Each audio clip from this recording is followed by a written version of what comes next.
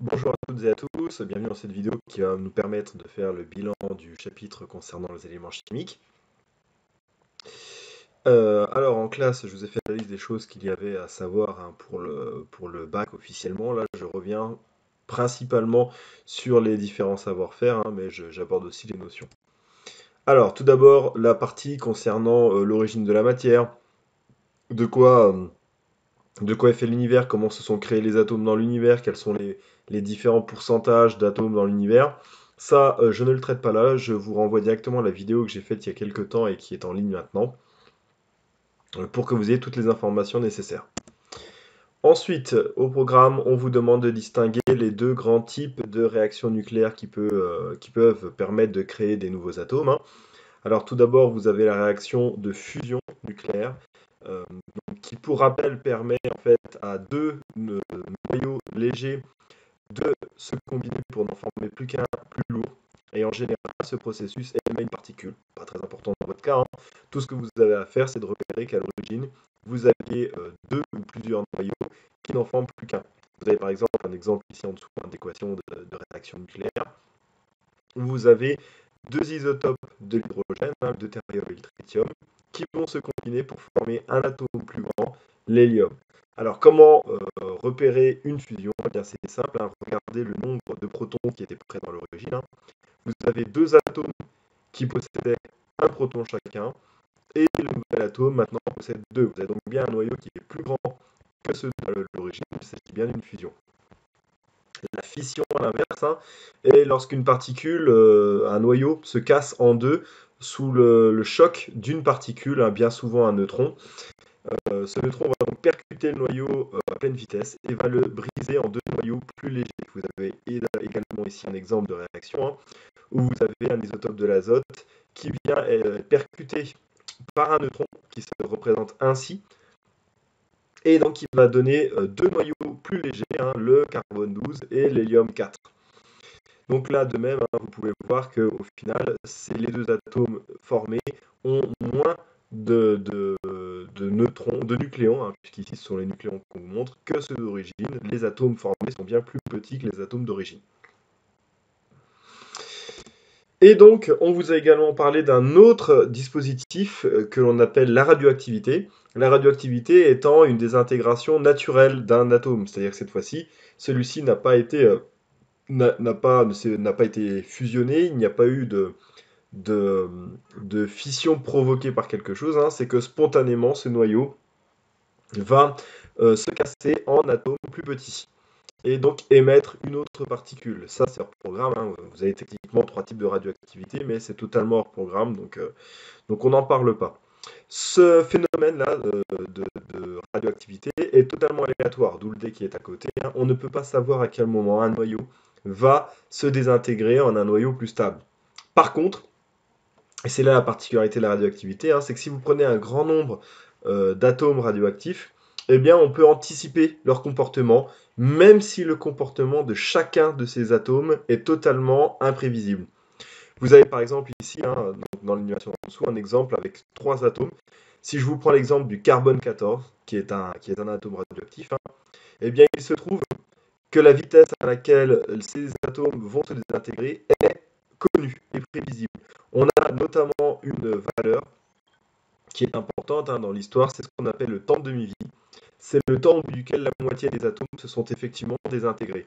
Eh bien, il se trouve que ce temps de demi-vie-là est spécifique à chaque atome radioactif. Vous avez plusieurs valeurs. Là. Le carbone 14 qui a un temps de demi-vie de 5730 ans, le radium 1600 ans, le plutonium 24 000 ans. Et donc, cette valeur est spécifique pour chaque atome radioactif. Donc, on va parler un peu plus spécifiquement là, du carbone 14. Je vous ai dit que c'était un isotope du carbone 12. Alors, qu'est-ce que cela signifie? Eh bien, cela signifie que ce sont deux atomes de carbone dans les deux cas. Ils ont donc tous les deux 6 protons. Par contre, ils diffèrent par leur nombre de neutrons. Et c'est cette différence de nombre de neutrons qui explique l'instabilité du carbone 14. En gros, il a trop de neutrons. Et donc, les forces qui sont à l'œuvre dans son noyau ne lui permettent pas d'être stable. Donc à un moment ou à un autre, il va se désintégrer en un atome plus stable. Et donc concernant ce carbone 14, Eh bien, vous pouvez voir ici son temps de demi-vie. Et alors, histoire que vous compreniez bien ce graphique et surtout quelles sont les informations qu'on peut en tirer, on va donc décortiquer cette courbe. Alors, en abscisse, vous avez le temps qui s'écoule au cours du temps, et en ordonnée, le nombre de noyaux présents à cet instant.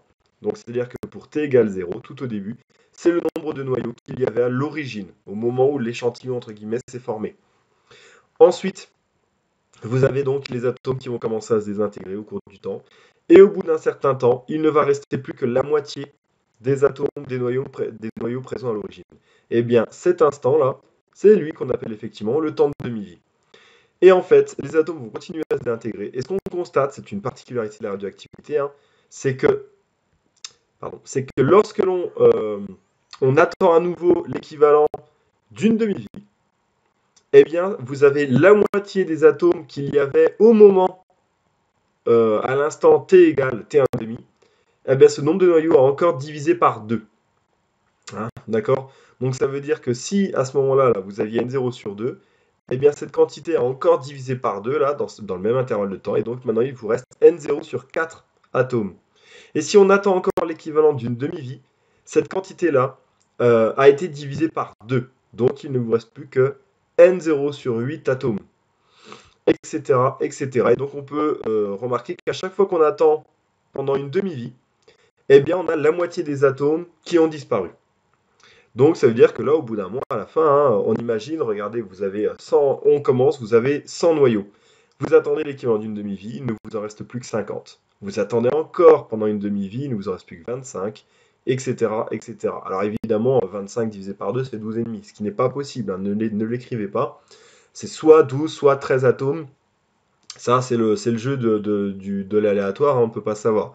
Mais vous avez pendant une demi-vie, hein, la moitié des atomes qui se désintègrent. Alors, on exploite cette propriété de la radioactivité là pour dater des échantillons, c'est-à-dire que lorsque l'on trouve un échantillon radioactif, si on regarde combien d'atomes il reste dedans, si on le compare à des échantillons de référence, on peut donc déterminer quand cet échantillon s'est formé. C'est d'autant plus utilisé pour du vivant, hein. Par exemple, quand on retrouve une momie, hein, tout hasard, il se trouve que la quantité de carbone 14 qui est à l'intérieur de cette momie a commencé à diminuer uniquement à la mort de la personne. Tant qu'elle était vivante, hein, cette quantité de carbone 14 était stable, et à sa mort, elle a commencé à diminuer. Donc si aujourd'hui vous retrouvez une momie, vous mesurez la quantité de carbone 14 qu'il y a en elle, vous pouvez remonter donc à à la date de la mort de cette momie. Et donc on l'utilise dans un certain nombre de domaines. Comment on fait? Alors pardon pour la qualité du scan. Vous avez ici le nombre de noyaux de carbone 14 d'un échantillon, hein, prélevé dans la grotte de Lascaux. Et vous pouvez voir qu'à l'origine, il y avait alors 5, attention à l'échelle qui est en ordonnée, hein, 5 fois 10 puissance 10 noyaux de carbone 14.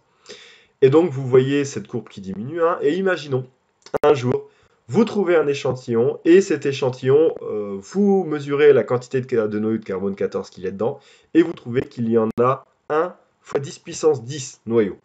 Donc c'est-à-dire que vous êtes ici.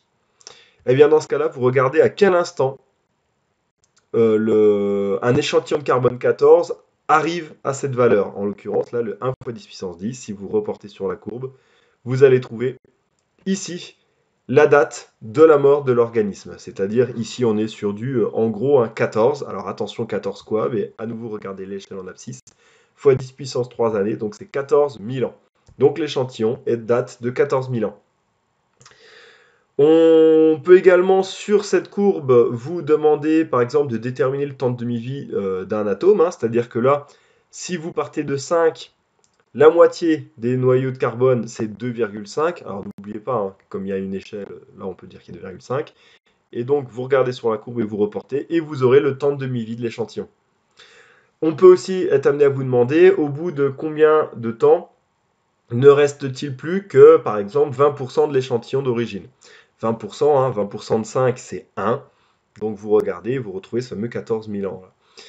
On peut également vous dire, on a retrouvé un échantillon, on a mesuré le nombre d'atomes de carbone 14 dedans, il est de 2 fois 10 puissance 10 atomes, et donc vous n'avez plus qu'à reporter, hein, le 2 fois 10 puissance 10, tac, et vous avez ici la date de votre échantillon. Voilà, c'est tout en fait pour ce chapitre, hein. En fait, c'est surtout exploiter un graphique, hein, qu'il faut savoir. Rien de très méchant dans cette partie. Maintenant, si vous avez des questions, n'hésitez pas à me les poser. Je vais essayer d'être relativement connecté à la vidéo là, pour voir un peu les commentaires que vous laissez. Et sur ce, je vous dis bonne journée et à la prochaine séance.